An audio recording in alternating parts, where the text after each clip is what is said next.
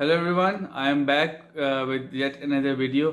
आज की ना वीडियो में काफ़ी सारे जो टॉपिक्स हैं ना वो मैं डिस्कस करूँगा। Starting off from where we left. Last video में मैंने बड़ा सेलिब्रेट किया था इंडिया की हार को।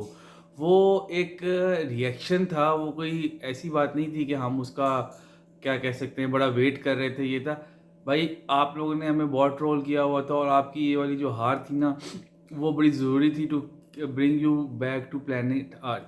अच्छा, अब हमने जब कहा ना कि जी आप लोगों ने अपनी मर्ज़ी की पिचेस बनाई हैं इंडिया को, जब हमने कहा कि आपने अपनी मर्ज़ी के ग्राउंड सेलेक्ट किए हैं दूसरों की वीकनेसेस पे, तो माने नहीं। इंडिया के बड़े रिस्पेक्टेड जर्नलिस्ट हैं विक्रांत गुप्ता। उन्होंने वर्ल्ड कप के बाद एक एनालिसिस किया है जिसपे उन्होंने पूरा ब्लेम बीसीसीआई पे और इंडियन क्रिकेट टीम पे डाला है। वो ये कहते हैं कि जो अहमदाबाद की फाइनल की जो पिच थी ना, वो पिच जो थी वो वैसी पिच आपको बनानी ही नहीं चाहिए थी।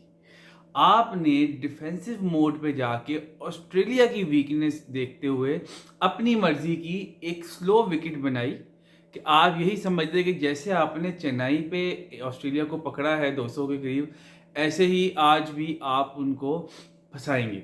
ठीक है, ये मैं नहीं कह रहा, ये विक्रांत गुप्ता कह रहे हैं जो कि इंडिया के जर्नलिस्ट हैं। उन्होंने ये वीडियो में अपनी फरमाया है।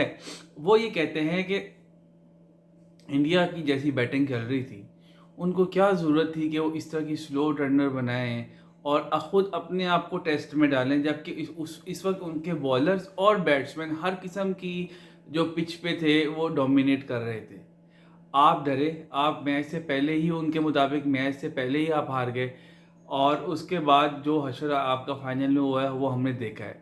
मज़ीद उनका ये कहना था कि भाई, एक एज अ क्रिकेट फैंस हमारा भी ये कहना है कि भाई आईसीसी के जब मैचेस होते हैं तो वो जो लोकल जिधर वर्ल्ड कप हो रहा होता है उस बोर्ड की तो कोई इनपुट ही नहीं होती। तो why BCCI did what they did. एक पिच उन्होंने ऐसी क्यों बनाई, ठीक है ना, कि जिसमें उनका रद्द अमल, जिसमें उनका फीडबैक शामिल था। It backfired. ये चीज़ें जब हम कह रहे थे तो बातें समझ नहीं आ रही थी, लोग मजाक उड़ा रहे थे।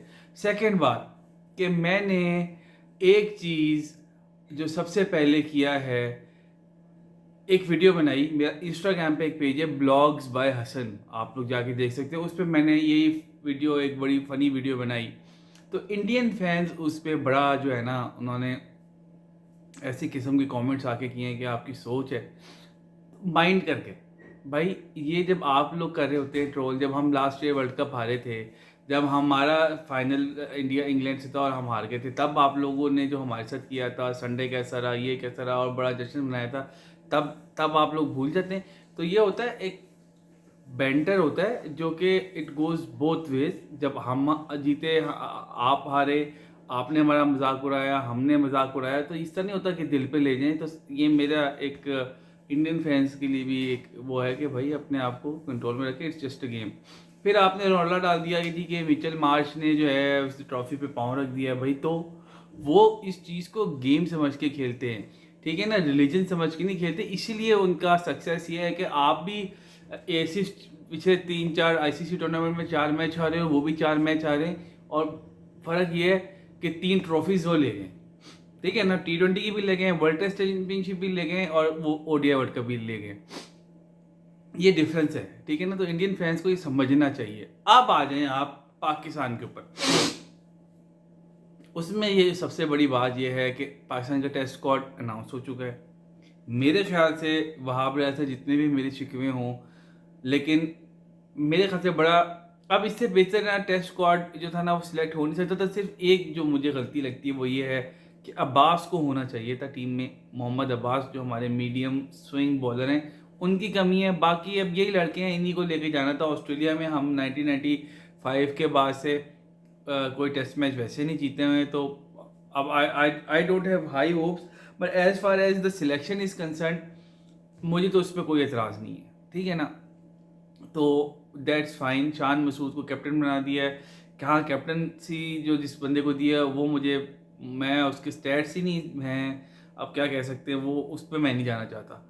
अब आ जाएं मोहम्मद हफीज़ साहब की एक प्रेस कॉन्फ्रेंस हुई है आज, जिसमें उन्होंने बड़ा खुल के बात की है इमाद वसीम के ऊपर और मोहम्मद आमिर के ऊपर। इमाद वसीम के ऊपर उन्होंने ये बात की है कि उन्होंने अभी तक अपना जो पीसीबी ने उन्हें कैटेगरी बी का कॉन्ट्रैक्ट दिया था वो साइन नहीं किया हुआ था। उनको उन्होंने कॉल भी की, उन्होंने कहा आप हमारे वर्ल्ड कप के T20 प्लेयर्स में हैं भाई, कॉन्ट्रैक्ट साइन कर दें, आके डोमेस्टिक खेलें और अब परफॉर्म करें। आपको मैं अपने वर्ल्ड कप जो अभी अगले साल आ रहा है T20 का, उसमें देख रहा हूँ।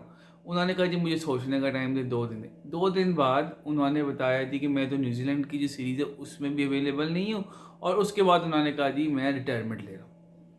नंबर एक बात, इसी तरह हफीज़ ने मोहम्मद आमिर को भी अप्रोच किया, उसको कहा कि भाई आपके दरवाजे खुले, अपनी रिटायरमेंट वापस लें, आके डोमेस्टिक खेलें, परफॉर्म करें और टीम में आ जाएं, हम आपको इक्वल अपॉर्चुनिटी देना चाहते हैं। इस पर मोहम्मद आमिर साहब ने कह दिया जी भाई I have moved on and मैं जो हूँ लीग्स पे प्रेफर करूँगा, मैं स्क्रैच से दोबारा स्टार्ट नहीं कर सकता। तो ये कह के वो भी भाई जो हैं अब बाहर हो गए। सो ये चैप्टर क्लोज हो गया और आई थिंक पाकिस्तान के लिए खेलने अब ये जो दोनों लड़के हैं, जो बॉयज़ हैं, आई थिंक अब वो इस स्टेज पे आ गए कि they are preferring money over जो है कंट्री।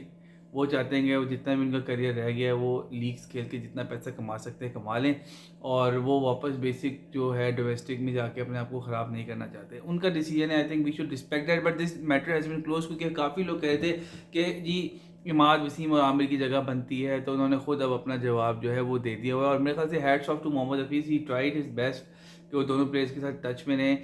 और मेरे ख्याल से जिस ट्रीटमेंट से हफीज़ गुजरे ना अपने करियर में, उनको चाहिए कि अब जिससे ये इकदाम ले रहे हैं, इनको चाहिए कि इसी तरह के लेके ना प्लेयर्स को कॉन्फिडेंस मिले, ओपन बात करें और उनको बता दें कि भाई हम ये चाहते हैं, आपका क्या मूड है। So I think that's fair enough.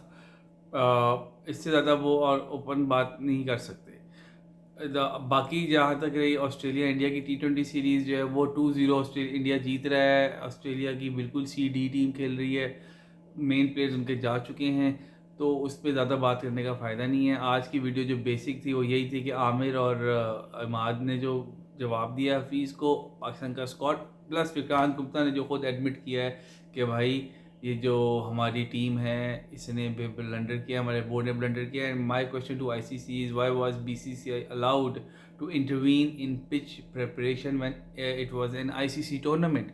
When other countries are not allowed to do it, why were they allowed to make a pitch of their own choice? So I leave this question with all of you guys कि आप लोगों को भी पता होना चाहिए कि आप क्या समझते हैं कि करना चाहिए था नहीं। लेकिन जो भी था इंडिया को अभी तक सदमा जो है वो बर्दाश्त नहीं हो रहा, होना भी नहीं चाहिए, जिस तरह की उन्हें डिफीट मिली है 10 कंसेक्टिव विक्ट्रीज़ के बाद। और ख़ासतौर पे इंडियन फैंस के लिए मेरा मैसेज है, थोड़ी सी रिस्पेक्ट शो किया करें, इंजॉय किया करें। जब आप लोग आगे से अपनी तरफ शुगर लगाते हैं तो अगले का शुगर बर्दाश्त भी किया करें, ठीक है ना।